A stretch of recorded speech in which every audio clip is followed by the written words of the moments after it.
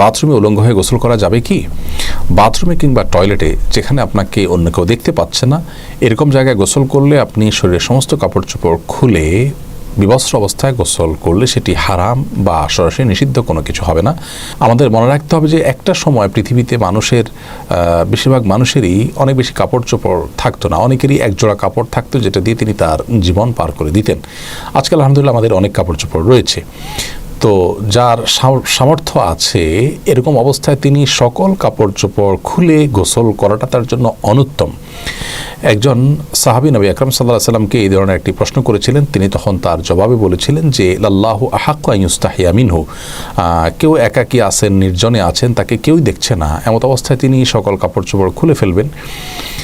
এ বিষয়টি অনুত্তম, কারণ আল্লাহ তাআলা তাকে দেখছেন, আল্লাহর প্রতি তার লাজ লজ্জা থাকা উচিত অন্তত। আর এটি নানান দিক থেকে আমাদের জন্য ক্ষতিকর বটে, মানুষের স্বাভাবিক লজ্জা এটাও কমে যায়। এই জন্য একান্ত প্রয়োজন না হলে বাথরুমে উলঙ্গ হয়ে গোসল না করাটা উত্তম। আমাদেরকে নবী আলাইহিস সালাম যে নির্দেশনা দিয়েছেন, বোঝা যায় নবী সাল্লাল্লাহু আলাইহি সাল্লাম প্রয়োজন ছাড়া বিবস্ত্র হওয়ার বিষয়টিকে পছন্দ করতেন না। তবে যদি কেউ বিবস্ত্র হন, তিনি একাকী আছেন, কেউ দেখছে না, তো সেটা তার জন্য হারাম হবে না। একটা হলো অনুত্তম আর একটা হারাম, দুই জিনিস। কিন্তু হারাম হবে না বিষয়ের কারণে, গুনাহ হবে না ওটার কারণে, কিন্তু অনুত্তম হলো একজন মুসলমান অনুত্তম কাজ থেকে বেঁচে থাকার চেষ্টা করবেন, কিন্তু প্রয়োজন হলে তিনি এটি করতে পারেন। অতএব গোসলের সময় অন্তত নাভি থেকে হাঁটু পর্যন্ত সতেরো জায়গাটুকু ঢেকে থাকে এরকম গামছা বা তোয়ালে বা লুঙ্গি অনেক কিছু পরনে থাকলে অবস্থায় গোসল করাটাই হলো ভালো। প্রয়োজন হলে উন্মুক্ত করতে পারবেন সেটিও। বিবস্ত্র অবস্থায় ফরজ গোসল করা যাবে কিনা? একজন মুসলিম সর্বাবস্থায় এমনভাবে থাকবেন যেটা একজন ভদ্র মানুষের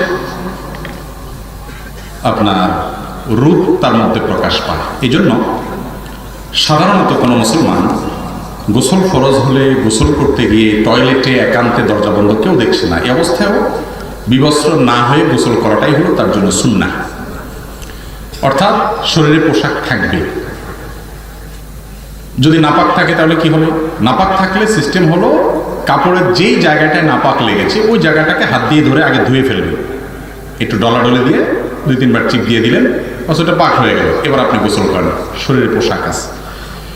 এরপরে পোশাক পরিবর্তনের সময় একটা গামছা তলিয়া পরে আপনি লুঙ্গিটা খুলে ফেললেন, পোশাক চেঞ্জ করলেন। আর যদি আপনার অন্য কোনো কাপড় না থাকে, কাপড়ে কোথায় নাপাক লাগছে আপনি বুঝেন না, আপনার সুসিবায়ু আছে বা যে কোনো কারণে হোক আপনি পুরো কাপড় খুলে ফেলতে চান, জায়েজ আছে। বাথরুমে পরিপূর্ণ কাপড় চোপড় সব খুলে বিবস্ত্র হয়ে গোসল করলে সেটা জায়েজ আছে, কিন্তু এটা ভালো কাজ না। ওই যে ভালো মুসলমান হইতে হলে আপনাকে অনেক কিছু বাদ বিচার করতে হবে। নামকাওয়াস্তে মুসলমান হলে আপনি করতে পারেন, কিন্তু আদর্শ মুসলমান হতে হলে আপনি টয়লেটে কেন, স্ত্রী সহবাসের সময় পর্যন্ত পরিপূর্ণভাবে একেবারে বিবস্ত্র হয়ে যাওয়া, এ সম্পর্কে বিভিন্ন বর্ণনা থেকে নিষেধাজ্ঞা পাওয়া যায়, ইঙ্গিত পাওয়া যায়। এই জন্য চেষ্টা করতে হবে কাপড় চোপড় শরীরে রেখে যত সম্ভব, আর কিছু না হোক উপরে একটা কাপড় দিয়ে দিলেন, একটা কাঁথা দিয়ে দিলেন, কিছু একটা থাকবে। গোসলের সময় একটা লুঙ্গি আপনার পরনে থাকবে বা একটা হাফ প্যান্ট অন্তত কমপক্ষে থাকবে। কারণ এখানে নবী করিম সাল্লাল্লাহু আলাইহি ওয়াসাল্লাম বলেছেন এরকম একটা প্রশ্নের জবাবে যে আল্লাহকে অন্তত লজ্জা করা উচিত, যে আল্লাহ তো সব কিছু দেখেন। এই জন্য একেবারে বিবস্ত্র হয়ে গোসল করাটা উত্তম কাজ না, ভালো কাজ না। কিন্তু যদি করেন বড় কোনো গুনাহ হবে না, হয়ে যাবে গোসল। কথা কি বুঝতে পারছি? এখন আপনি এ ক্লাসের মুসলমান হতে চাইলে বিবস্ত্র হয়ে গোসল করবেন না, আর বি ক্লাসের মুসলমান হতে চাইলে করতে পারবেন, কিন্তু বড় কোনো গুনাহ তাতে হবে না। এরপর প্রশ্ন হলো আজানের আগে দুরূদ পড়া যাবে কিনা, অথচ হাদিসে আজানের পরে দুরূদ পড়ার কথা বলা হয়েছে। হাদিসে যেখানে আজানের পরে দুরূদের কথা বলা আছে, আমরা যখন আজানের জবাব দিব আল্লাহুম্মা রাব্বা হাযিহি দাওয়াতি তাম্মা, এই দোয়া পড়ার সময় দুরূদও পড়তে হবে সাথে, এটাই সুন্নাহ। তো অনেক এলাকাতে দেখা যায় আজানের আগে দুরূদ পড়া হয়, আসসালাতু ওয়াসসালামু আলাইকা ইয়া রাসূলুল্লাহ, এরপর আল্লাহু আকবার আজান শুরু হয়। শুনছেন আপনারা? চট্টগ্রামের দিকে একটু বেশি, অনেক এলাকাতে এগুলো আছে, চাঁদপুর বিভিন্ন এলাকাতে আছে। তো দুরূদ হাদিসে যেহেতু আজানের পরে বলতে বলা হয়েছে, সেটা যদি আপনি আগে বলেন তাহলে হাদিসের খেলাফ হলো। রাসূল আকরাম সাল্লাল্লাহু আলাইহি সাল্লাম যেটাকে যেই জায়গায় যেই সময় করতে বলেছেন ওটাকে ওই সময় করতে হবে। আপনি যদি মন মতো এটাকে উল্টায় নেন তাহলে সেটা বিদআত হতে পারে। কথা কি বুঝতে পারছি? কোন হাদিসে আজানের আগে দুরূদ পড়ার কথা বলার কথা আমার জানা নেই। দুরূদ পড়তে হবে কখন? আজানের পরে। বিধায় যে সমস্ত এলাকাতে ভাইরা দুরূদ পড়েন আজানের আগে, তারা রাসূল আকরাম সাল্লাল্লাহু আলাইহি ওয়াসাল্লাম মহব্বতে করেন, ভালোবাসায় করেন, এবং তারা হয়তো মনে করেন এতে সওয়াব হবে। আমরা তাদের প্রতি বিনীতভাবে আবেদন করব যে নবী করিম সাল্লাল্লাহু আলাইহি ওয়াসাল্লামের হাদিসে সুস্পষ্টভাবে আজানের পরে আজানের জবাব দেওয়ার পাশাপাশি আজানের পরে আমরা যখন দোয়া পড়বো, আজানের জবাব, সে আজানের দোয়ার সময় দুরূদ পড়ার কথা বলা হয়েছে। বিধায় আমরা হাদিসের উপর আমল করার মধ্যে করলাম। নবী করিম সাল্লাল্লাহু আলাইহি ওয়াসাল্লাম যেটাকে যেভাবে করতে বলেছেন সেটাকে সেভাবে করতে হবে। মন মতো করলে সওয়াব হবে না। আপনাকে আল্লাহ তাআলা ইবাদত করতে বলেছেন কাকে দেখে দেখে? নবী করিম সাল্লাল্লাহু আলাইহি ওয়াসাল্লামকে দেখে। তিনি হলেন আপনার জন্য স্যাম্পল আল্লাহর তরফ থেকে। আল্লাহ তাকে পাঠিয়েছেন নমুনা করে, লাকাদ কানা লাকুম ফি রাসূলিল্লাহি উসওয়াতুন হাসানা। আল্লাহর রাসূলের মধ্যে তোমাদের জন্য উত্তম নিদর্শন আছে, স্যাম্পল আছে। এই স্যাম্পল দেখে দেখে করতে হবে। এখন স্যাম্পল আছে একরকম, আপনি করলেন আরেক রকম। আপনি এটার জন্য কোনো পয়সা পাবেন? স্যাম্পলের উল্টা যদি অর্ডার যেভাবে করছে, যিনি অর্ডার করছে তার দেওয়া স্যাম্পলের মতো করেন না, আপনি মন মতো করছেন, আপনাকে পয়সা দিবে মালিক? ক্লায়েন্ট, কাস্টমার টাকা দিবে? আল্লাহ রাব্বুল আলামিনের সওয়াব দিবেন না। এই জন্য আজান আগে নয়, দুরূদ পড়তে হবে কখন? আজানের পরে। কোন মৃত ব্যক্তির নাম নেওয়ার সাথে রহমতুল্লাহ বলা যাবে কি? যাবে। আমরা মনে করি যে আল্লাহর কোনো নেককার বান্দা, বড় কোনো আলেম, বুজুর্গ মানুষ, কোনো বড় শেখ, তিনি মারা গেলে তার নামের শেষে রহমতুল্লাহ আলাই বলতে হয়। সাধারণ মানুষ, সাধারণ মুসলমান বললে বোধহয় বলা যায় না। এটা একটা ভুল ধারণা আমাদের সমাজে বদ্ধমূল হয়ে আছে। অথচ রহমতুল্লাহ আলাইহির অর্থ হলো আল্লাহর রহমত তার উপরে নাজিল হোক। এটা যদি একজন নেককার মানুষের জন্য এই দোয়াটা করা লাগে, যিনি সাধারণ মানুষ তার জন্য তার বেশি করে করা উচিত, ঠিক না? আল্লাহর রহমতের মুখাপেক্ষী আল্লাহর একজন প্রিয় মানুষ যতটুকু, আল্লাহর আরেক বান্দা যিনি হয়তো আল্লাহর এত প্রিয় হইতে পারেন নাই বলে আমাদের ধারণা, তাহলে ওই ব্যক্তির জন্য তো আল্লাহর রহমতের দোয়াটা আরো বেশি করে করা উচিত, তাই না?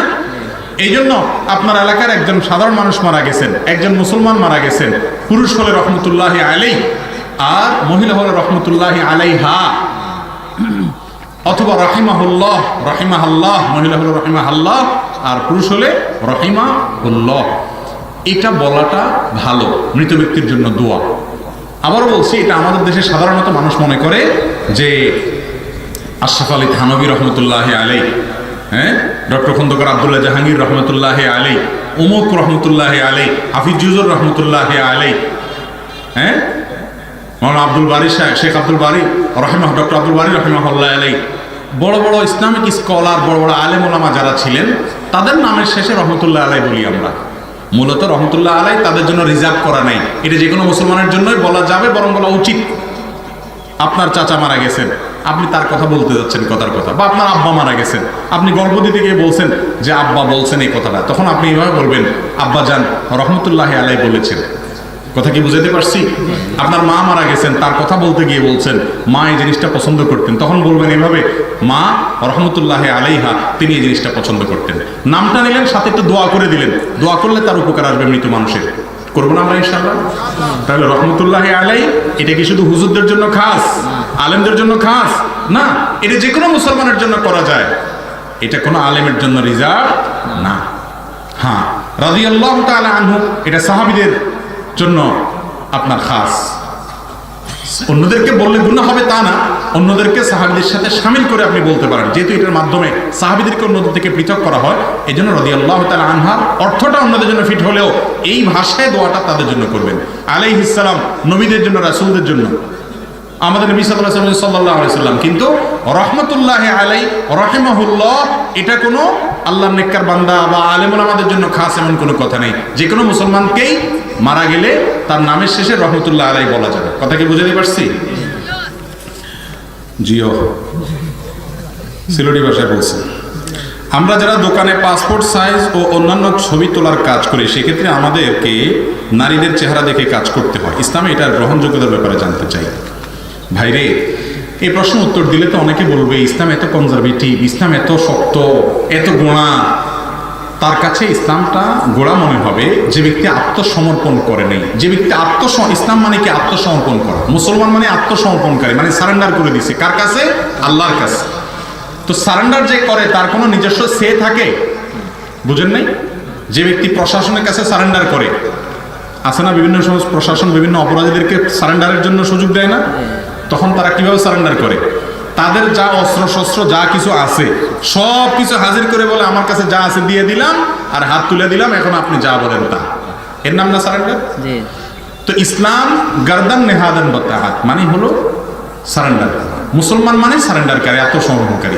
আপনি আল্লাহর কাছে আত্মসমর্পণ করার পর এখন আল্লাহ যা বলবেন সেটা করবেন, এটাই হলো আত্মসমর্পণের দাবি, ঠিক না ঠিক?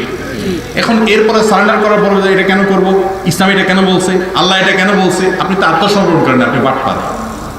আত্মসমর্পণের নামে আপনি বাটপারি করছেন, আপনি প্রকৃত আত্মসমর্পণকারী হইতে পারেন নাই, বুঝেন নাই? এই জন্য এই কথা এই জন্য বলে নিলাম যে পরনারীর চেহারা দেখা, পরনারীর সৌন্দর্য দেখা, অবলোকন করা, এটা পরপুরুষের জন্য হালাল না হারাম? আল্লাহ বলেছেন কুল্লিল মুমিনিনা ইয়াগুদ্দু মিন আবসারিহিম, হে রাসূল বলে দিন মুমিন পুরুষরা যেন তাদের দৃষ্টিকে অবনত করে সংযত করে হারামটা না দেখে। এখন কোনো দোকানে ফটোর কাজ করতে হয়, তো সেখানে মেয়েদের ফটো, পাসপোর্ট সাইজ ছবি, আইডেন্টি কার্ডের জন্য ছবি, এগুলো নিয়ে কাজ করতে হয়, বুঝি এটা বাস্তবতা, দরকার আছে, এগুলো ছাড়া তো চলবে না। তো এই কাজগুলোর জন্য কোনো মহিলা রাখবেন যাকে কাজটা শিখিয়ে দিবেন, একটু কঠিন হবে, প্রয়োজনে আপনার বাসা বাড়িতে কোনো মহিলাকে শেখাবেন, মহিলা কাস্টমারের কাজটা তাকে দিয়ে করাবেন, তাকে বুঝাই দিবেন, দেখাই দিবেন। আপনি বলবেন এত ঝামেলা? হ্যাঁ, আপনি তো জান্নাতুল ফেরদাউস আশা করেন, দুনিয়াতে একটা বাড়ি পাওয়ার জন্য কত কষ্ট করেন, কত কিছুকে সহ্য করেন, জান্নাত দুনিয়ার সমান দর দুনিয়ার মালিক হবেন, এতটুকু স্যাক্রিফাইস করবেন না, তাহলে কিভাবে জান্নাত পাবেন? এই জন্য এতটুকু স্যাক্রিফাইস করতে হবে।